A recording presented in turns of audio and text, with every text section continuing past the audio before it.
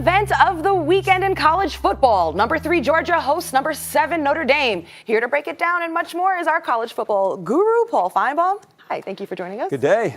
Good day. What's going on?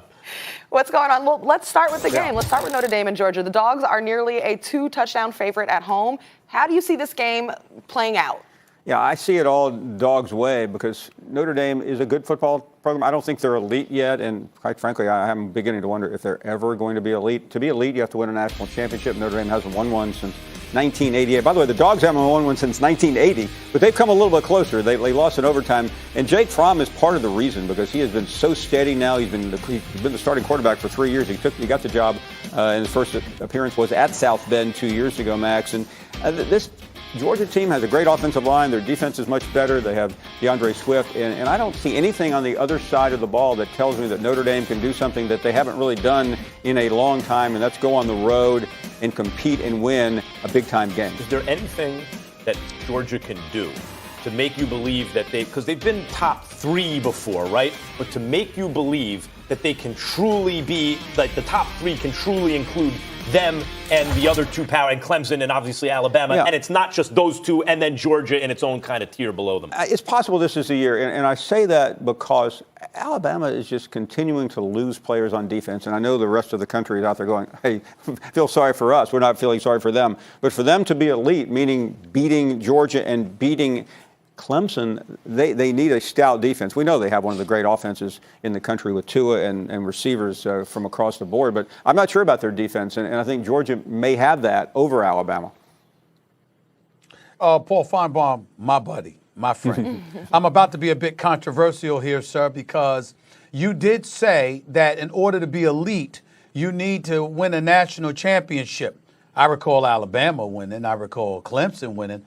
I don't recall a national championship on Georgia's resume in recent memory, but you certainly don't hesitate to give them some love, Paul Feinbaum. I know they lost the national championship game. I get that.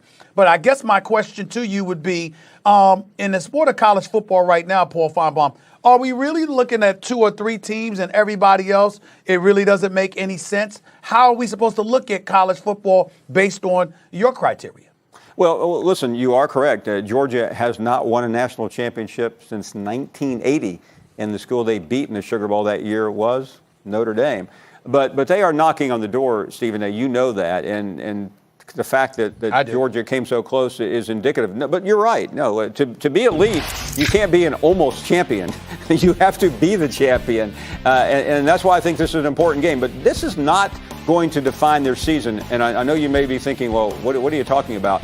I'm not making excuses because I think Georgia's going to win the game, but even if Georgia wins this game, you look at the rest of the way, if they win out, including the SEC championship game, no one's keeping them out this year.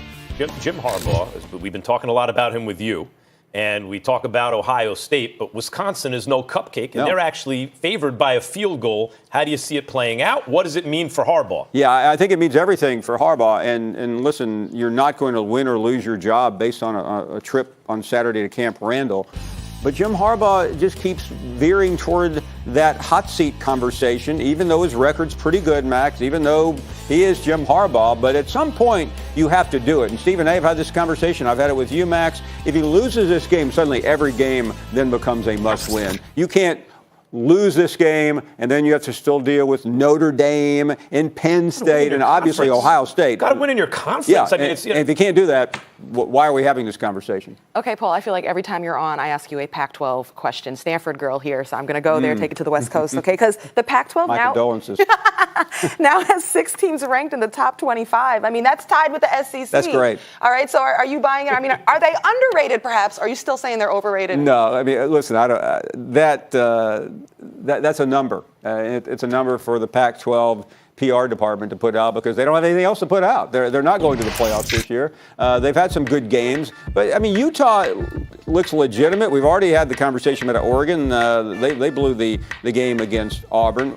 Washington State's got the most colorful coach in the country, but they're not going to get through. Washington's already lost, and California's on this list. I mean, really? Arizona has a nice win, but I mean, 3-0. Utah this weekend will be on a big stage. They can win that game against Southern Cal, and we have two conversations. Utah perhaps knocking on the door of a playoff, and Southern Cal perhaps firing a coach.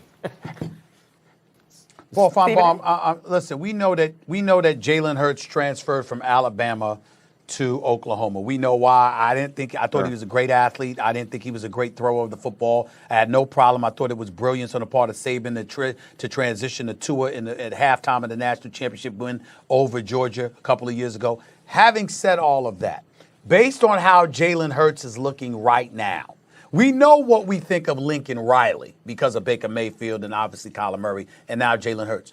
What are we to think of Nick Saban if Jalen Hurts goes to Oklahoma, shows out, and dare I say, ends up winning a national championship? That's a great question. It is a great question, and you could ask the same question to Kirby Smart with Justin Fields going off to Ohio State. But Stephen A. I mean, that's such a Stephen A. Smith question. And after the fact, it may look very good, but come on. I mean, in the moment, we all know about that competition, Stephen A. Tua was ahead by so much over Jalen Hurts. It really wasn't even a competition. But what about the idea that you have one coach doing more with the same guy in terms of getting stuff out of him that the other coach couldn't get out of him? Here's the other problem, though. Let's say, just for the sake of Stephen A. Smith, Nick Saban had chosen Jalen Hurts. Stephen A., let me ask you a question. How long do you think Tua would have hung around Tuscaloosa? That's true. That's true. But again, I'm not saying he wouldn't have hung you're around. Interpreting my question wrong. I'm in no way saying that Nick Saban made the wrong decision. I'm saying just in terms of his coaching brilliance, because he's universally recognized as the greatest coach of the modern era. How are we to look at Nick Saban if Jalen Hurts goes to Oklahoma and performs exponentially better as a quarterback than he did in Alabama? Just because I love you so much. But what if Alabama played Oklahoma for the national championship and Oklahoma won? Then it would be on a bigger stage. But I think it's a fair question. I'm defending Saban in the moment, though. He had no choice. And in today's world of college football, if you choose one, you lose the other. But I think the point is, Stephen A., if I'm interpreting it correctly,